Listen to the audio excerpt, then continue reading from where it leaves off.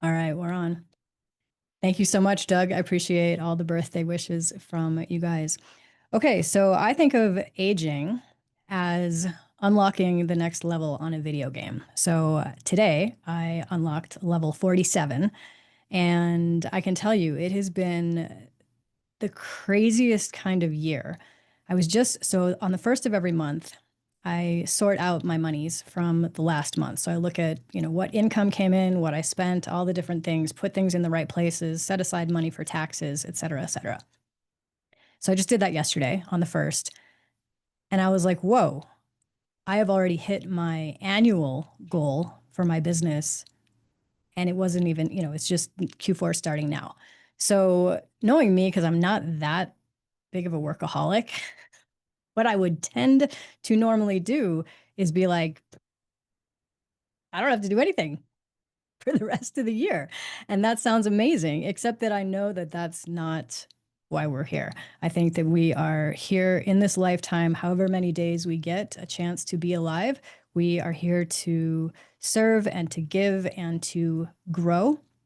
And it has certainly been a year of that. Because while that sounds like really awesome, like, yay, okay, full annual goal in 3 quarters, okay, cool.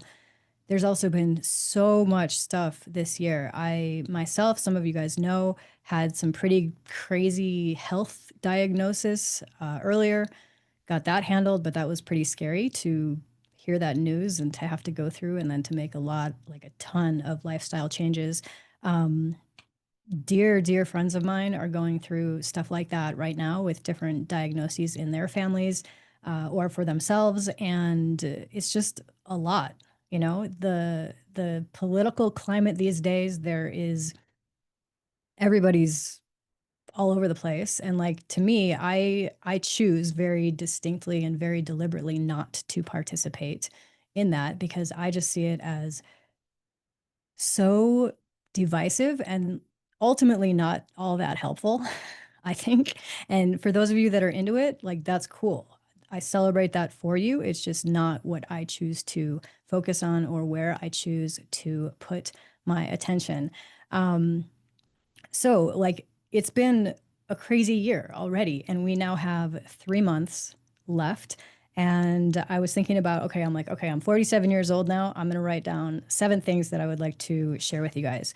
So, this is really for myself, quite honestly. And if it's helpful to any of you as well, that is amazing. But like I said, like I have the tendency to want like to work hard to hit a goal, but then once I've hit it, I'm like, okay, cool. Like let me just take my foot off the gas pedal. But I don't want to do that this year because I want to set up my 2026 as the absolute best year. Now, I may do that even this year. It potentially could be a record year for me just in terms of finance. I'm definitely in a better health shape physically fit than I was, say, a year ago. So like that's working well.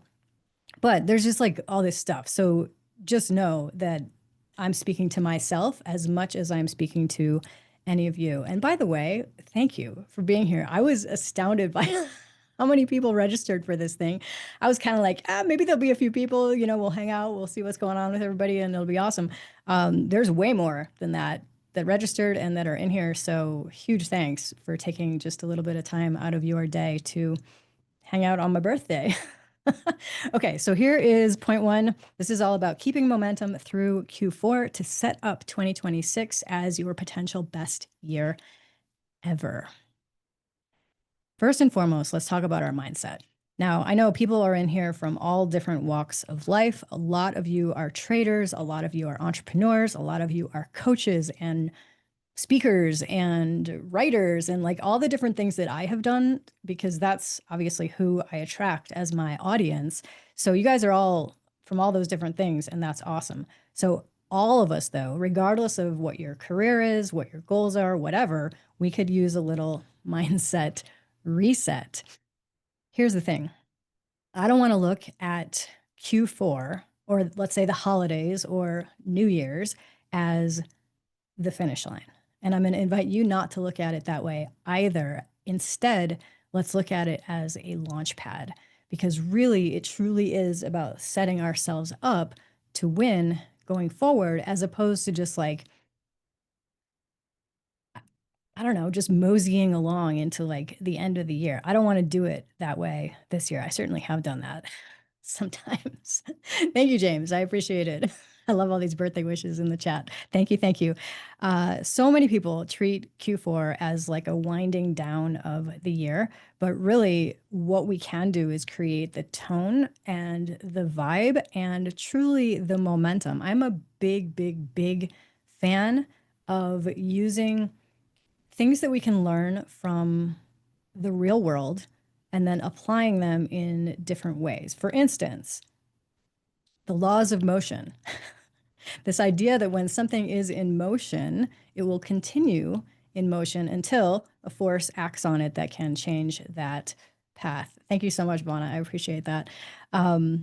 So when we are creating the vibe, creating the tone, creating the stuff of maybe our dreams in the next year, like how can we set that up now as a launch pad? Because everything that you do in the next 3 months is going to play into that. It's not that like, oh, okay, 2025 is done. Who cares? Let's just start at zero.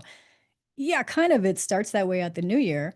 But as many of you know, especially if you've taken any of my classes or done any coaching with me, we tend to not be great as human beings, myself included, all of us included, at having these like big, huge, massive, crazy goals and just starting like, okay, tomorrow everything's going to be different.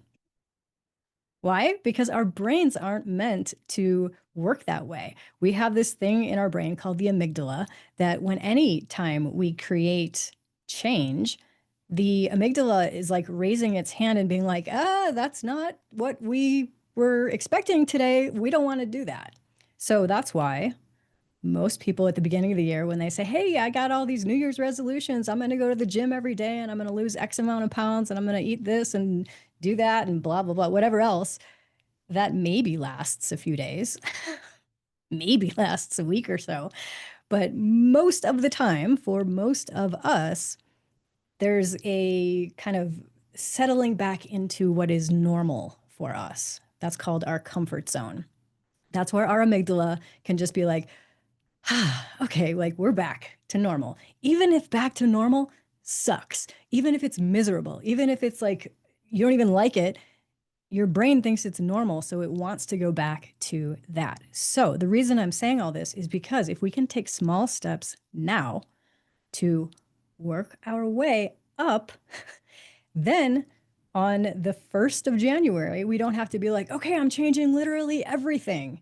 No, we could just continue the momentum that we've started along the way over these last 3 months going into the new year. So I don't want you to like think of it as a race that you're finishing. It's more like a relay where we can hand the baton to our 2026 self and be like, right on, keep going, right? Keep running, keep rocking.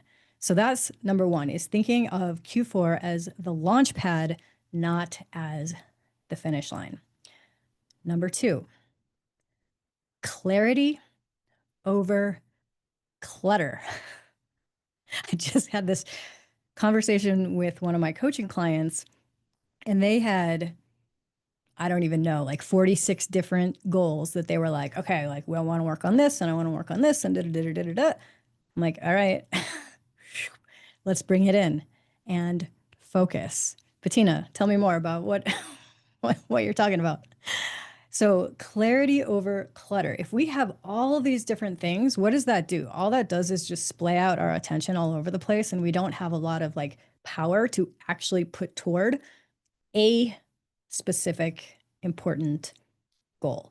It's like the difference of using a big, wide, whatever, something versus like the point of a knife. Which one is going to be more powerful to like break through to your goal if you're thinking about breaking through paper? Well, the point of a knife. Why? Because it's focused.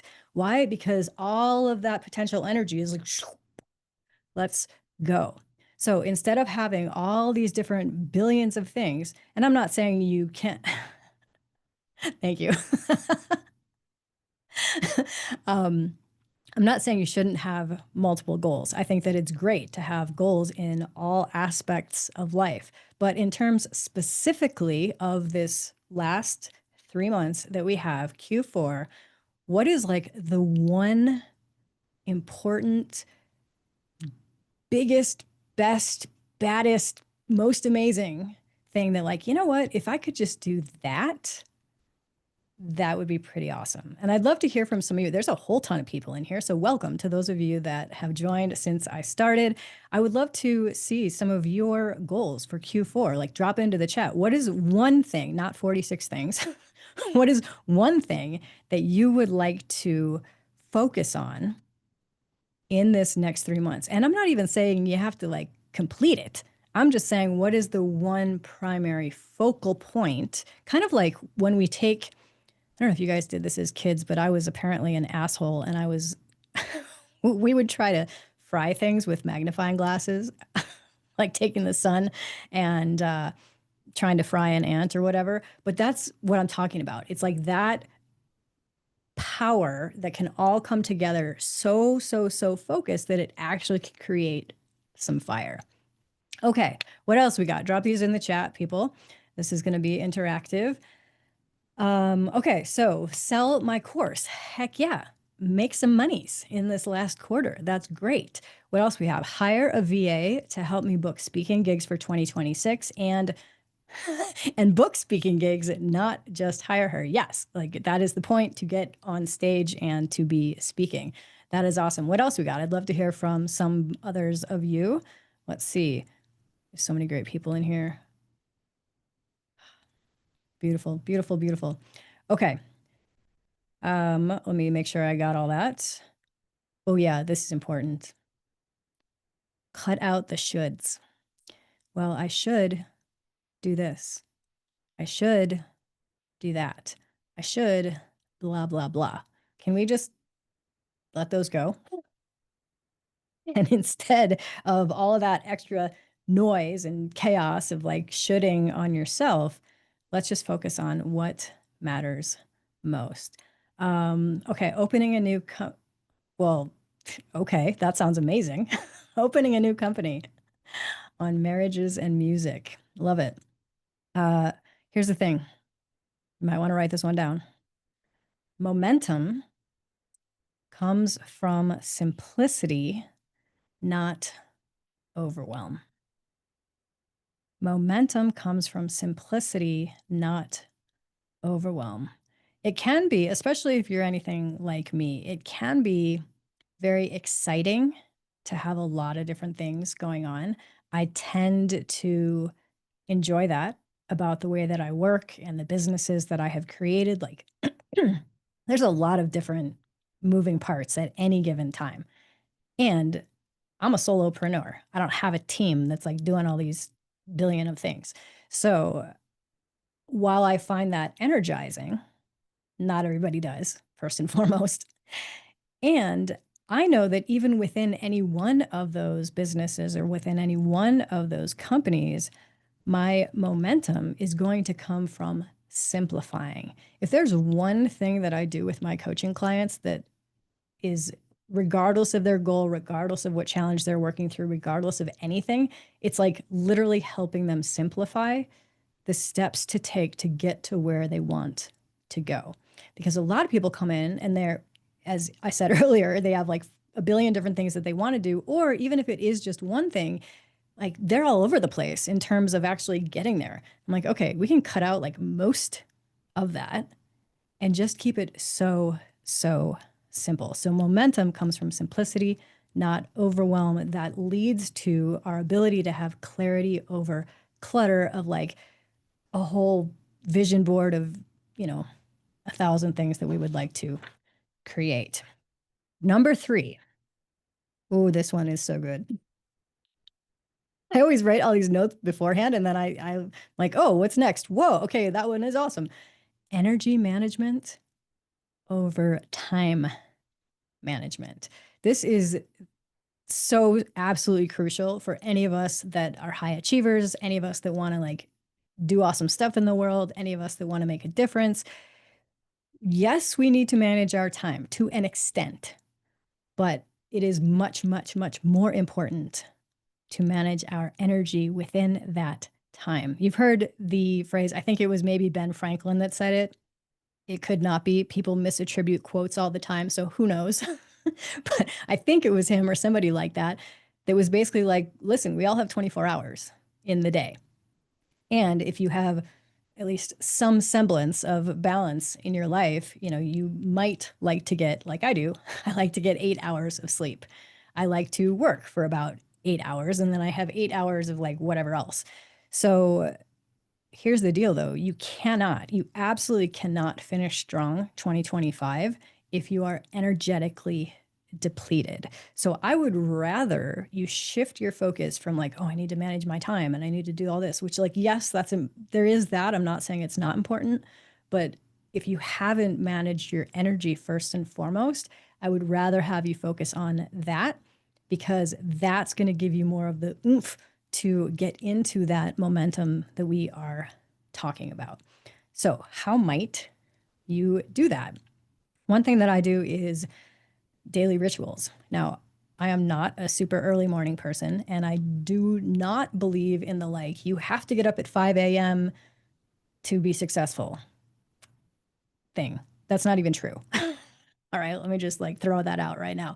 It's not true. It's great for some people that can find that they thrive in that kind of an environment, especially for people that might have kids or a busy household or whatever. And if they can find like a quiet 30 minutes or hour before all the rest of, before the kids are getting ready for school and blah, blah, blah, all the things, that totally might be helpful. For me, I don't have that. I live by myself. So, like any point in time during the day, I can get into my focus zone and just do what I need to do. But I do like to have daily rituals, and I'll speak specifically about one thing that I'm really, really, really like, I focus on a lot on a day to day basis, and that is the transition points. Now, what do I mean by that? Let's say in the morning, I typically am trading. So I get up, I'm having my coffee, I'm looking at the markets and seeing if there's anything that's going on, seeing if I can get any great trades in, trying not to lose all my money on any given day. So that's like a typical morning for me if it's Monday through Friday. But then, like, I'm not the type of person to want to sit in front of a computer all day and look at my screen and like wait. I'm not that patient. So I will usually trade 30 minutes to an hour, maybe a little bit longer, depending on the day, depending if something, is going on. But it's not like an extended period of time. So then I'm like, okay, cool. Now I've done that. Hopefully didn't lose all my money in that process. What's next? Well, before what's next, because it would be easy for me to say, oh, well, I have all these clients that I need to do. For me right now, I'm under contract to complete a book manuscript by December 31st, which I'm not even close to doing. So that's another thing that I'm like, oh, I should be doing that, right? I already said, let's not should on ourselves. So I want to say to myself, well, you should be sitting down to write for, 90 minutes or a couple hours or whatever it might be, or work on your business, one of the businesses, do something, all these things. No, I focus first on the transition point because if I'm going, so my trading computer is right here next door, and like this is my business computer, not next door, literally right here. I could touch it.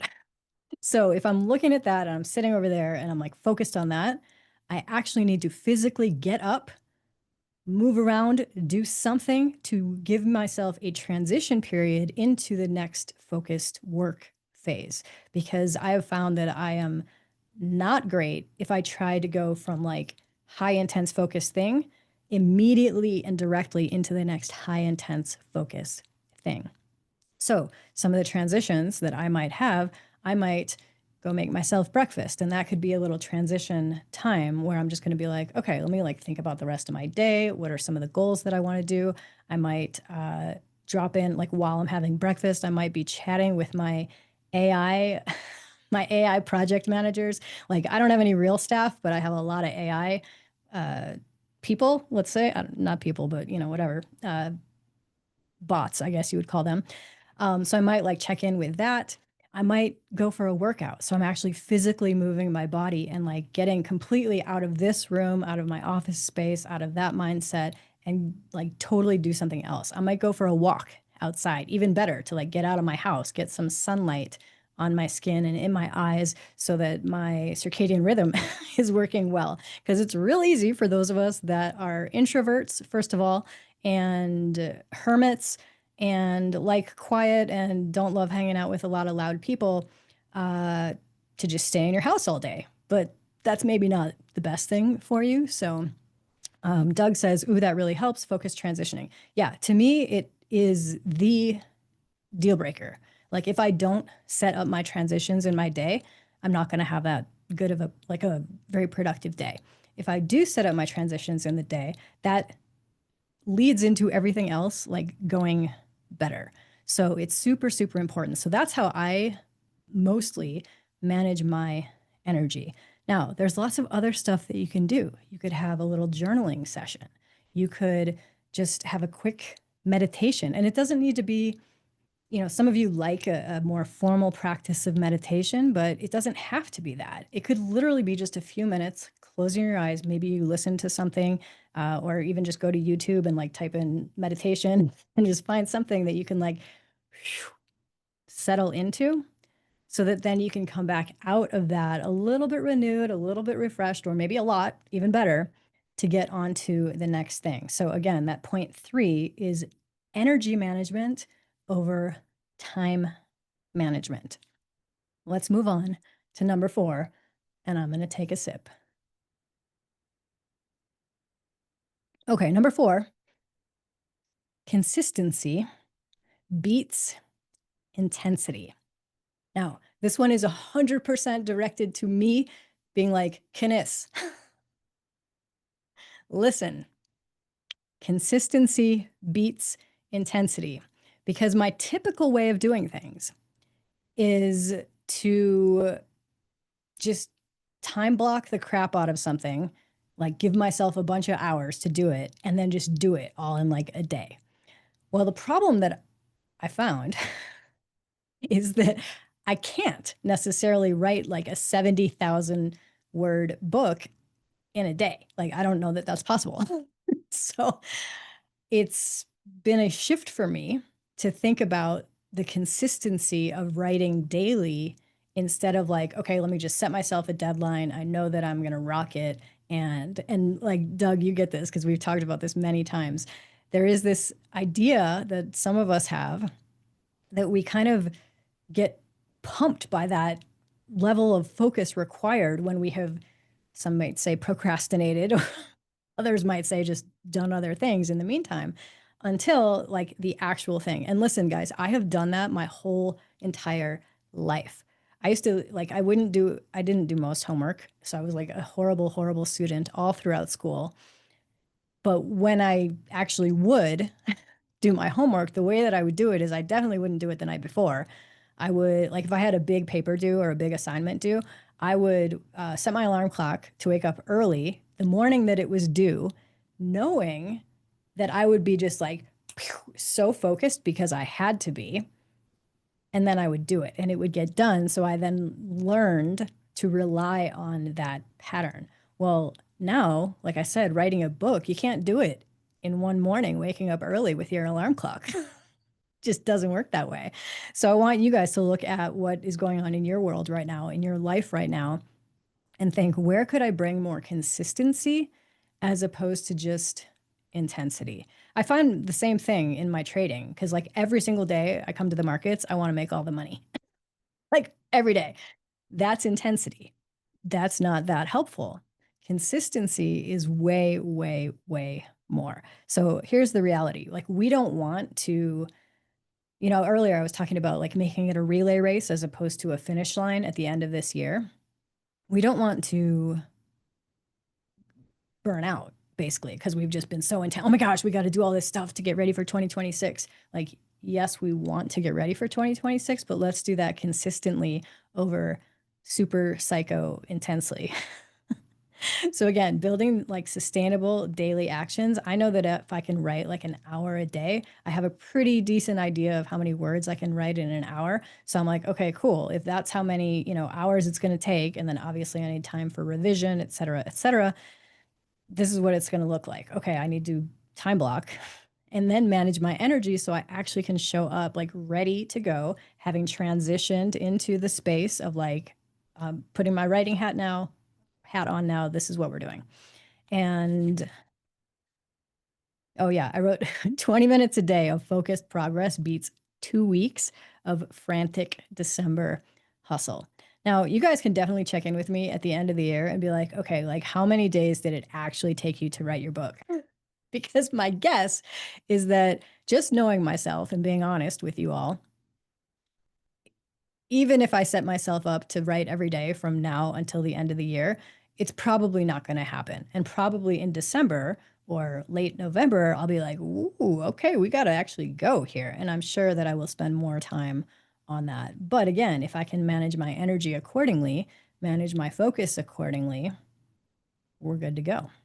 Okay, so let's move on to number 5. Reflect and refocus. This isn't just about looking ahead to 2026 and saying, okay, like what do I want to create for that and where are we going and all this stuff in the future pace. We want to also look back and say, okay, cool, what has worked so far? Then, if we can say, okay, this is what has worked and this other stuff, not so much, why don't we double down on what is working, what is going well, the things that are you're finding a little bit more flow with. And maybe, obviously, depending on your situation, maybe you let some of that other stuff go if it's like, if it's just a struggle, right? If it's just a constant, whatever. I'll give you an example. Some of you might have heard me say earlier on my trading video that I sent out. I'm like, I'm going to do more swing trading because recently, I would say the last month or so, it's been really, really, really challenging as a day trader. And while I used to enjoy the excitement of that, more recently, I've just found myself getting frustrated. And then that does not do good things for my P&L. So I was like, you know what? Like, I don't need to do that every day. I can do it a different way. I can still find that satisfaction and that enjoyment in a different way of doing it. Because why? I'm looking at what's working and what's not working great this year. And I'm refocusing myself to what is working or what could be working better, could be a solution to doing it differently. So just allow yourself to leave behind, like in the past, what isn't working that well. Like, I don't feel like, oh my gosh, I have to be a day trader. I don't even have to be a trader. I could trade if I want to trade. I could not trade if I don't want to trade. I want to keep it as something that I actually like doing, like showing up to each day. And if I continue to just feel so frustrated with the markets as I have recently, I'm like, that's not even going to be a fun situation for me. So let me shift it up so that I can continue to enjoy it. So I know that it's a tendency, as I mentioned earlier, we have this amygdala in our brain, and the whole job is to like notice what is different and sound the alarm when something is different. So our brains are actually quite lazy. They want to just have things be how they are every day. And then they don't have to, like, the brain doesn't have to work so hard. So the brain is inherently lazy. So it often can feel like a stuck situation. Like, I'll give you just a random example that just came to my mind. There was a woman that I was coaching. This was years ago. I was living in Portland, Oregon, and she was going through a divorce. And then on the other side of the divorce, she ended up with the dog that was their dog. And I just remember being on a coaching call with her. We were on Zoom, and she was like so not having it with this dog. Like, everything was annoying to her about the dog. The way that it sounded, the way that it smelled, the way that its little like nails would click on the floor when it walked, like everything about it. And I was just like, do you have to keep the dog? And at first she was like, well, yeah, like obviously, Mindy. But then I kind of pressed her on it and I was like, listen to everything that you just said. like how terrible your situation is with this dog. And yes, she may have also like had a soft spot for this dog or whatever, but she ultimately ended up deciding to get rid of the dog. Now, I know some people on here are probably like, you should never do that, but like it was ruining her life. And it was maybe a big thing, maybe a small thing. I don't know how to quantify that, but like there was something that she could do about it, is my point. And she hadn't even thought of it because it was just, that's how it is. And I don't want any of you ever to get stuck in that's how it is, because you can make it however you want it to be. So if you're annoyed about the dog, maybe you do a co-parenting thing with the dog and you only have it halftime or whatever. Obviously, I'm just using that as an example. But look around your life and like pay attention to the things that aren't going that great or that frustrate you or that annoy you. Because why? All that stuff just drains your energy. All that stuff, any like frustrations or whatever, that's just making it harder to get to your goals, to focus on your goals. Why? Because that stuff is noise. That stuff is chaos. That stuff is like, it's energetic weight that you're holding. And I am giving you permission, not that you need it, but if you need to hear that, I'm giving you permission to say, I don't need to do that anymore. I don't need to keep that dog. Yeah, Bettina goes, it might have been better for the dog as well. Exactly. I mean, if she was always frustrated with that dog, I'm sure that the dog wasn't having a great time in that situation. So you're probably right. Anyway, like to close out that story, I ended up talking to her, I don't know, months or a while later, and she had gotten rid of the dog. And I was just like, well, how do you feel? And she was like, that was the best decision I ever made. And to me, it seemed like the most obvious thing. Why? Because I'm outside of it. That's the beauty of coaching, is we can look into a client's experience, a client's situation, and we as the coach don't have the same emotional attachments and reasons for doing the things that they're doing. So we can just be like, well, why don't you just get rid of the dog? Like, is that a possibility? She then was like, yes, it is. Let me do that. So we do want to reflect and refocus. Here's the other thing, is that what we can do with Q4 is treat it like an experiment. We can do small tests of things that we might like to improve so that we can scale them with that momentum that we create into 2026. I'll give you an example of this. So as I mentioned earlier, I had gotten these crazy, crazy, crazy test results back. And apparently my lifelong high cholesterol was now at a dangerous level. And I was like, excuse me? That's not cool. So I went all in on supplements, exercise, what I was eating, everything, like literally changed everything throughout. This was at the beginning of July that I found out about that. So July and August, and then September I was traveling all over the place, so I was not as disciplined. But I went like all in. Well, then when I retested in September and my levels were like amazing, way, way, way down from where they had been, I was like, okay, cool. Like I did that experiment. Now I know what works. Now I can really like home in on those things and expand them even more going into 2026 to really like set myself up to be as healthy as I possibly can. So for you guys, look at what's going on in your world and think of it like you're a scientist. Like I'm just going to try this and see if this works. Because basically, when I met with my cardiologist, he was like, honestly, Mindy, if I see levels like that, you're going to go on drugs right away. And I was like, how about we have a test period? So I did an experiment and I had told him, if it doesn't work the way that I wanted to do it, more naturally, let's call it, that's fine. Like if I need to go on this medication, then I will. And Doug says, amen. But I was like not having it, right? Like that. And that's just a personal choice. Anybody else in here, if they want to do that, you could do it however you want. This is called freedom. I love it. So I was really like not for the prescription medication and I wanted to see if I could do it. So I did an experiment and that experiment worked. So I encourage you guys to do experiments in your own life of, what can we make work here, even just in a small way, so that then we can really like expand that. Thank you. James, he says, good move. Um, We can expand that going into 2026. All right. Speaking of six, number six is, oh, this is good too. Identity. In other words, your identity is way more important than your goals.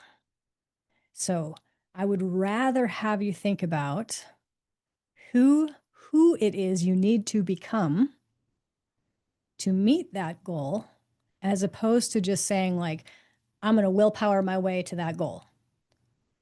They both could work, but there's a way more powerful way to do it. And then there's the way that you're trying to force things to do it. So identity is more expansive and more important to me than like your specific goal. So I don't want you just to ask, well, what is it that I would like to achieve? That's part of the equation, but it's not the whole of the equation. So ask yourself, and this is what you might want to write down and then spend some time journaling on it in the next, this evening, this weekend, whenever you get some time.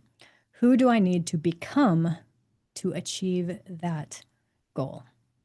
So I'll give you an example of where this has not worked for me, because I'm always going to be super transparent about like what is working and what is not working for me.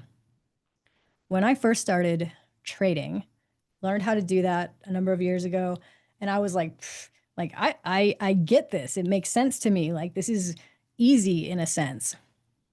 So I was like, I'm going to be $1 million trader like this year, no problem. Well, that was in 2021, and let me just tell you, it still has not happened because I am more focused on the goal of that $1 million trader goal than spending the time to say, who do I need to become to achieve that goal? Well, who I would need to become is a much, much, much more patient and disciplined trader, which I will tell you I am not. So, like, I can get how it works and I can understand, the whole thing conceptually. And if I don't do the work to become the person who can achieve the goal of becoming $1 million trader, I will never, I will never get there, because that's not something you can just willpower your way through. So, like, that's an example of it not working. Versus, I have had the goal of getting published by Hay House specifically for probably about the last 20 years. I first learned about who Louise Hay was. I was just out of college, so like I must have been about 20 years old. Um, so gosh, maybe 25 years ago. I don't even know. This was a long time ago, but I learned about Louise Hay and right away was like, holy cow, like I love her, just the inspiration that her life was. She definitely was. Now, I didn't know her in real life, but she definitely kind of like acted as a mentor from afar to me through her books, through her programs, through whatever. And I was just so inspired by her saying back in the day, especially when women were not creating publishing houses and she wanted to publish her book, and all the men were kind of like, that's nice, dear. And she was like, no, we're going to make this crazy. So she self-published it. It totally sold out. And her book has sold so many. So she's always been a huge inspiration. Anyway, all that is to be said, I always wanted to be published by Hay House. Earlier this year, I had the opportunity to send in a proposal, and I literally had to change like the who I was becoming to do that, and then to get the book deal that I got with Hay House. One, I had to actually finish the proposal. So I had to actually like get myself together enough to write this thing. It was like 50 some pages. And on top of that, I'm terrible at asking for help. I always have been. I was like the firstborn daughter. So it was just like I handled stuff, right, in our family. My sister, my brother, they're younger than me. Like it was always my responsibility to get stuff done or make sure they were handled or whatever. So I'm terrible, terrible at asking for help. But to do that book proposal, I was like, you know what? I know that I need a network of people that can support this vision of getting this book out there. So I needed to ask people for a lot of help. And it was so uncomfortable to me. I hated every second of it. And my dear friend Elaine, who is a fellow Hay House author, she told me, she's like, Mindy, I know you're going to hate it, but you have to do it. And I was like, oh, like I really hate this. But I did it. Why? Because I knew that I had to become like the person to be able to achieve that thing. When I did those things, I was able to achieve that goal of getting that book contract. So it's not always like I'm not saying that it's easy. I'm not saying that it feels good. I'm not saying that it's fun. It likely isn't because we are here to experience and grow and develop. That stuff isn't easy. That stuff is likely not going to be like super fun, but that's kind of the whole point. So, really looking at your identity over just the specific goals that you have. Now, what we can do is like literally right now, today, October 2nd, which is also Gandhi's birthday. So, for anyone of Indian descent in here, happy, I don't know what you call it, but I know it's a holiday in India. Um, but what we can do right now is to look at how can we start aligning the habits. So the habits are going to be the external things, right, that we're doing on a day-to-day basis, and the internal self-image, what's going on inside our head, who we see ourselves as, the place from which we are, you know, pursuing our goals. And if we can align the outside, the habits, and align the inside, the self image, with that 2026 vision of what we want to create, and again, not the 46 things, but like the big one, we can start embodying that now and start putting that into practice now. So let's move on to number 7. We talked about transition in your day earlier. And now I want to kind of broaden that scope and talk about designing your transition into 2026. So if you tonight or this weekend can map out January 1st right now, what will you already have in place? And I would recommend writing it down as if it already was done, as if you already were that person. Why? Because then your brain is like, oh, is that what we're doing now? Okay. And it just goes to work with whatever direction you're giving it. Now, the problem that most people have is that they're really not giving their brain any direction.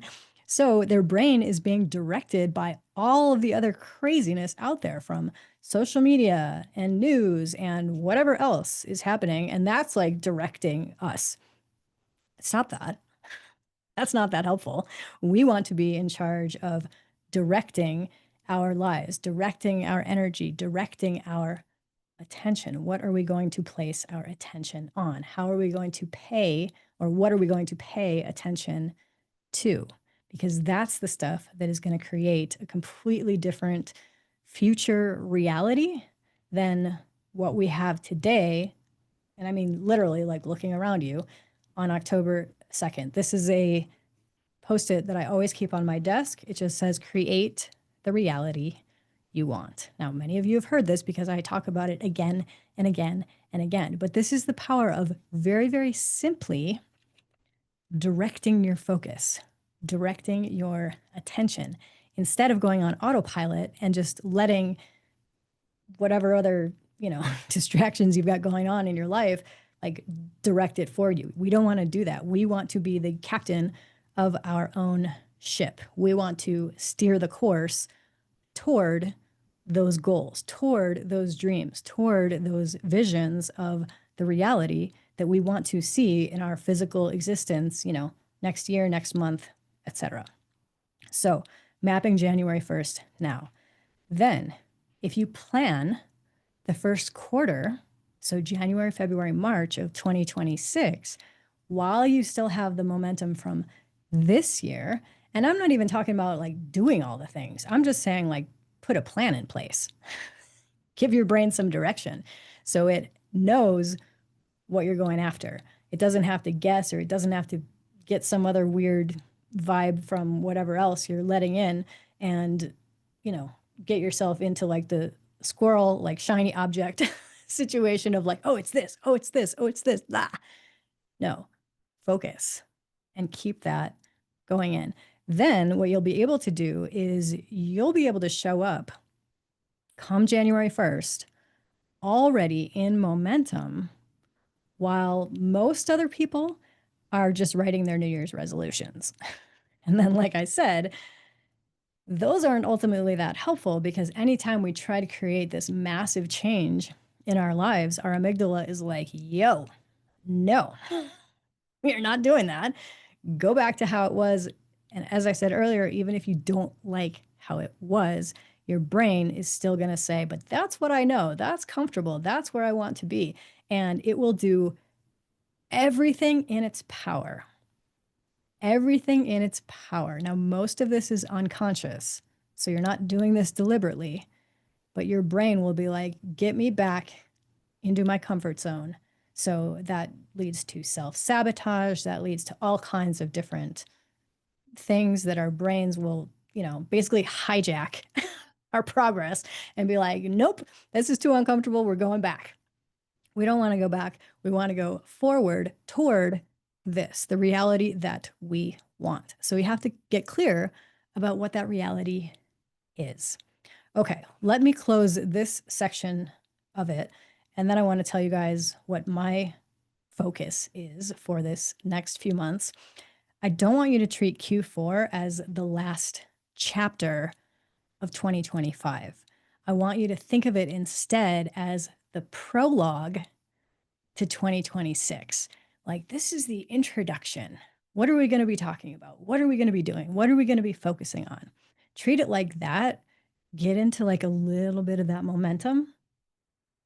And then I'm pretty sure that your 2026 could look drastically different if you want it to, and if you're willing to put in the effort and the energy to make that happen. That could be a completely different shift than any other new year that you've had in the past, which is so exciting because at any given moment, right this second, if you want, you can decide to do something differently than any time that you've done it in the past, any way that you've done it in the past. So all we have to do is keep deciding for that future reality. Because yes, your brain is going to want you to go back to your comfort zone. Yes, your brain's going to be like, that's different. We don't like different. We want to be lazy. We don't have to think about this. We want to just do it how we've always done it. Yeah, this is the work.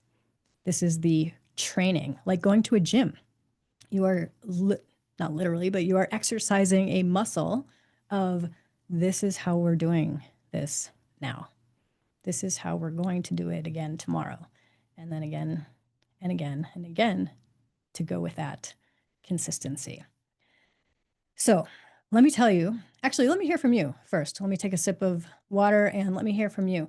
I'd love to I'll review these all real quick, but I'd love to have you guys write in the chat.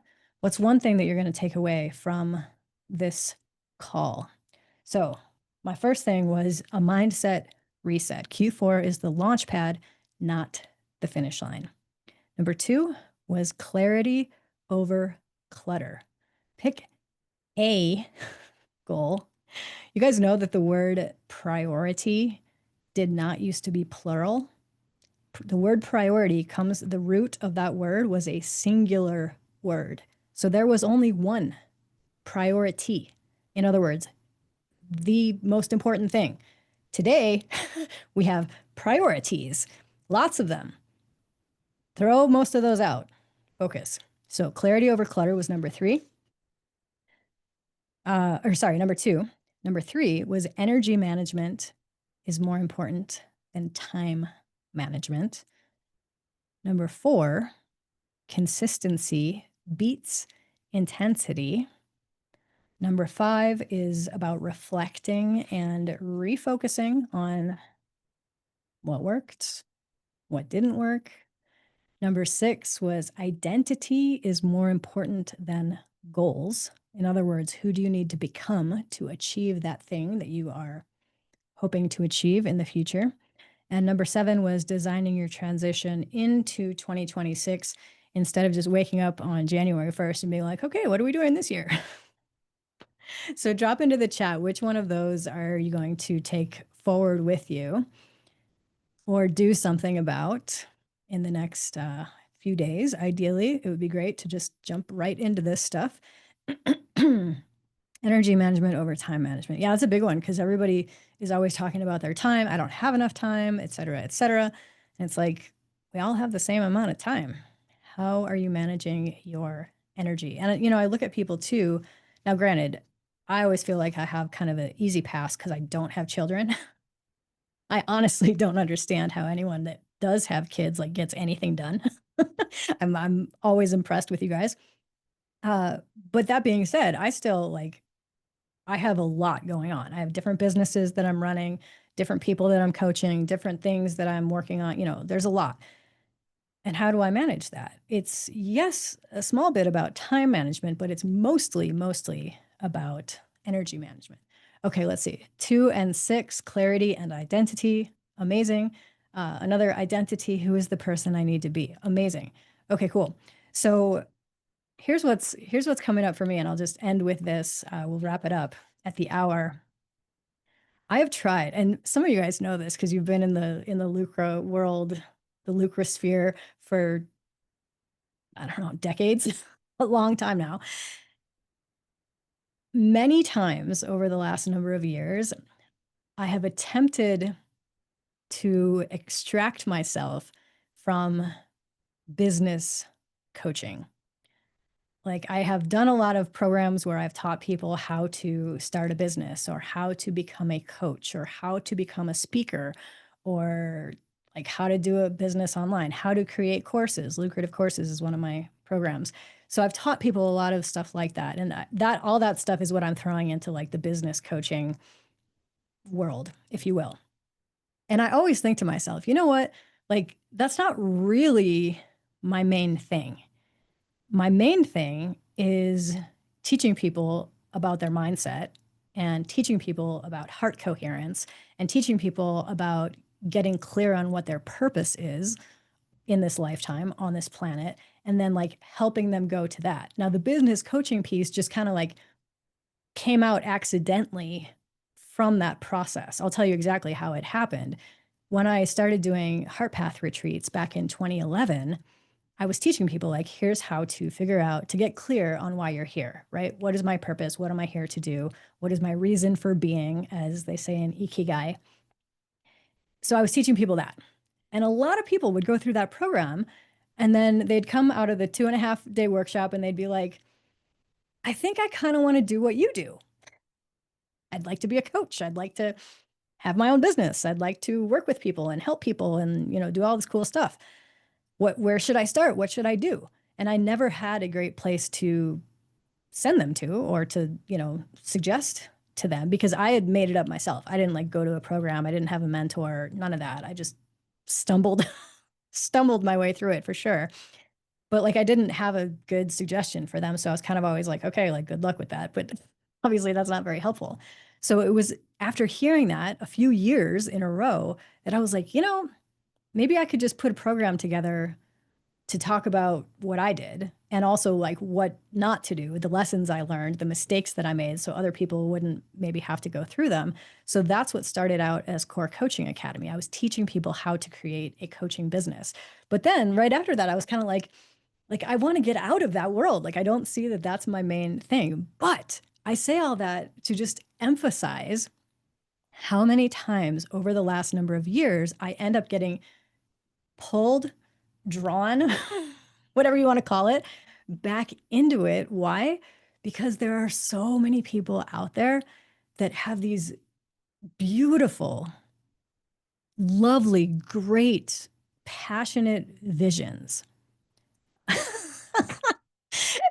Vana, okay, thank you, Vana. Vana just writes, we need you.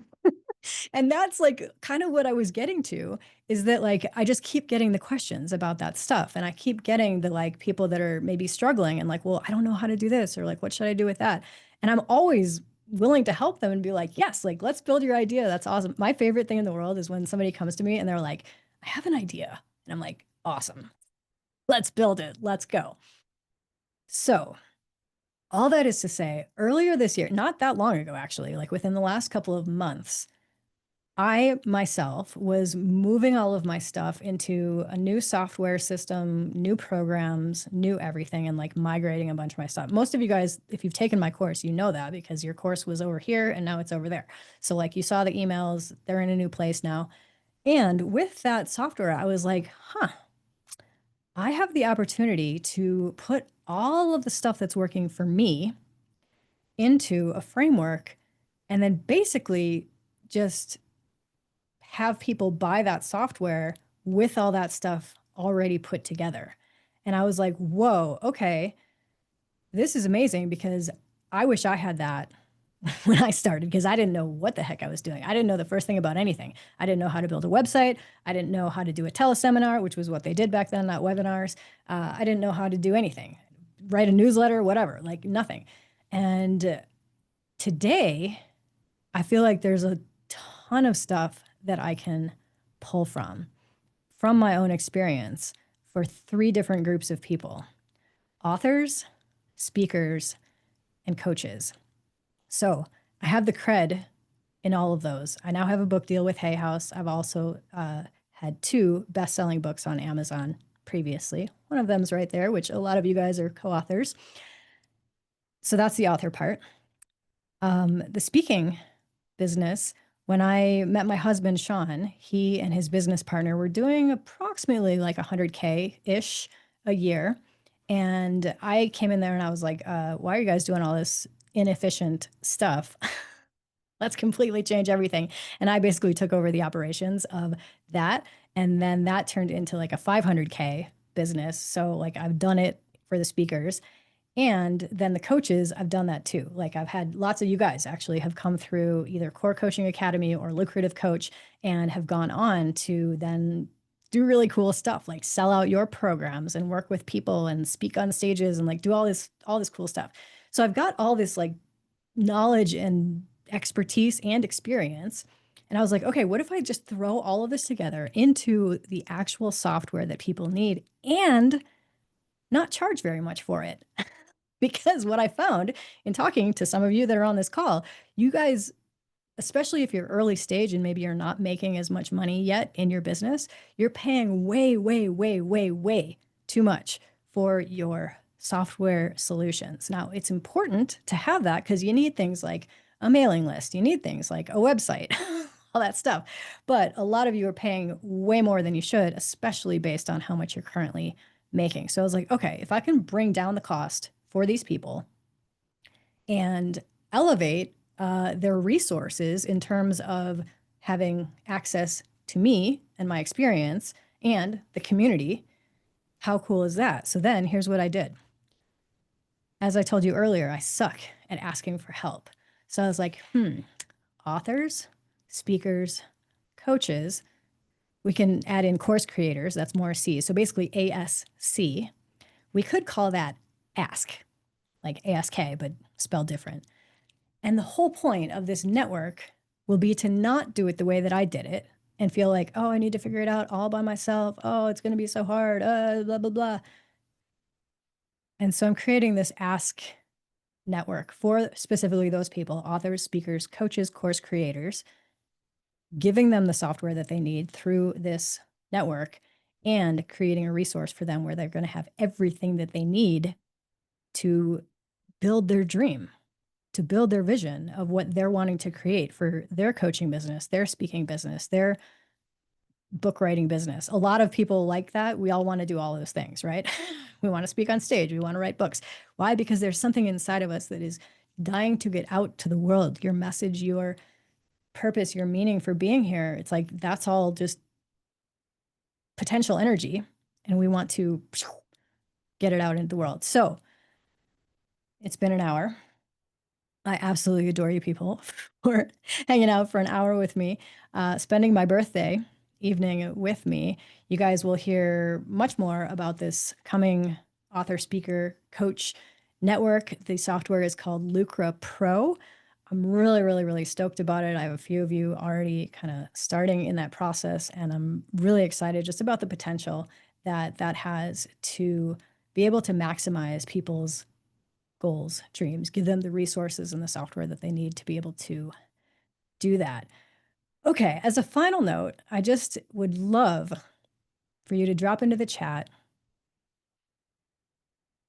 a parting thought, whatever it might be. Let me go through and make sure I read all these. Okay, so energy management, designing my transition time to energy and going into 2026. That's awesome. Clarity over clutter. Everything is everything is full of clutter, including my mind and office space. Okay, James, I know you've been in my courses where we've talked about cleaning that up. So like this weekend, let's do it. I can't tell you what this evening is doing for me after the past 18 months. Thank you. Well, that's amazing. Thank you so much. We adore you being with you on your birthday. Thank you guys. We love you. Happy, happy birthday. Thank you. Thank you. Thank you. Thank you for your time. It was enjoyable and helpful. Yeah, my pleasure. Like truly, this is awesome. Needed this, Mindy. Thank you. Hope it's been a great birthday. You guys want to know what I did on my 47th birthday? Um, I took a nap. I ordered some DoorDash, which is like a big cheat for me now that I'm like on my cholesterol, stuff. So I got some fancy food. I took a nap, hung out with you guys. What a day. Glad to spend some time with you on your birthday. Thank you, Vicky. Happy birthday, Mindy. Thank you. Yeah, my pleasure, guys. Truly, truly, this has been really fun. Thank you for your time, for your attention, for your energy. And I will send out this recording if you missed any of it. It'll be available later. And huge thanks just for being here, for showing up. I so, so, so appreciate it. Wishing you guys an amazing Q4. But like, here's how you can best create that for yourself is even take one of the things we talked about tonight and be like, that's what we're doing going forward. Just put it into the, thank you, James. Put it into action, put it into motion, get that momentum cranking. And I can't wait to hear from you guys like toward the end of this year, early into next year about what has happened between now and then, because it can be a whole different world. Thank you guys so much. Have a great night. Love you so much. Talk to you guys soon.